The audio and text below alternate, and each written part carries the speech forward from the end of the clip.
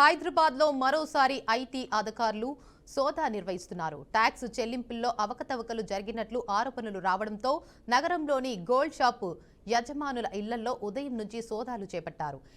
ఏకకాలంలో 15 ప్రాంతాల్లో 15 బృందాలతో ఐటీ అధికారులు తనిఖీలు చేస్తున్నారు. సికింద్రాబాద్లోని బంగారం వ్యాపారి జగదీష్ ఇంటిలో ఐటీ అధికారులు సోదాలు చేస్తున్నారు.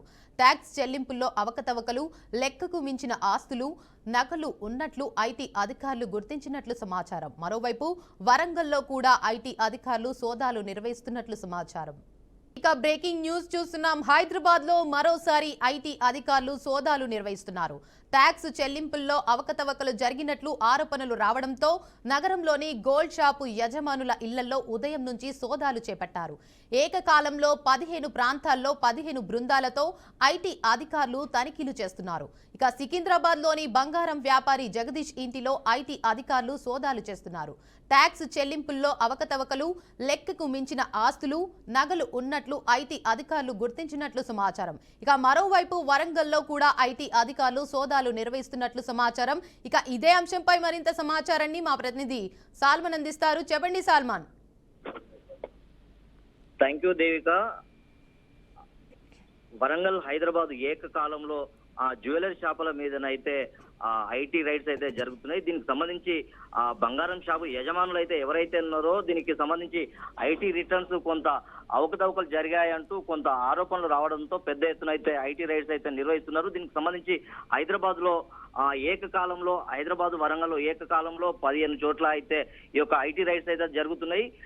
సికింద్రాబాద్ లో జగదీష్ అనే వ్యాపారి ఇంట్లో ఐటీ రైడ్స్ చేయడంతో పెద్ద ఎత్తున లావాదేవీలు, బంగారం అదే విధంగా నగదైతే లభ్యమైంది.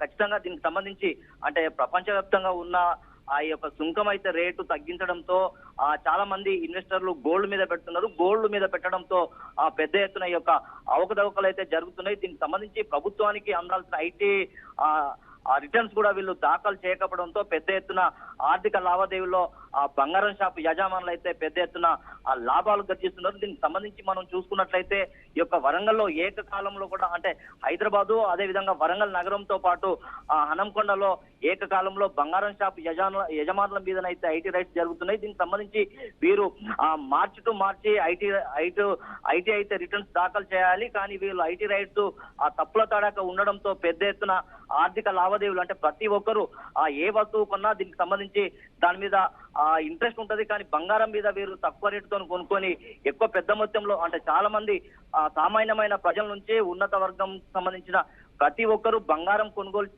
సంబంధించి ప్రపంచవ్యాప్తంగా ఉన్న ఈ యొక్క సుంకం రేటు తగ్గడంతో బంగారం మీద నగదైతే వెచ్చించి బంగారాన్ని కొనుగోలు చేస్తున్నారు. దీనికి సంబంధించి ఖచ్చితంగా ఐటీ రైడ్స్ చేయడంతో వరంగల్లో మాత్రం బంగారు షాపు యజమానులు అయితే కొంత బాంబేలెత్తుతున్నారు. ఖచ్చితంగా ఇలాంటి ఐటీ రైడ్స్ జరగాలి. ఖచ్చితంగా దీనికి సంబంధించి ప్రభుత్వానికి వీరు ఐటీ రైడ్స్ చెల్లించకుండా తప్పించుకొని తిరుగుతున్నారని అయితే పెద్ద ఎత్తున ఆరోపణలు అయితే వినిపిస్తున్నాయి. ఇంకా right, thank you for the update Salman.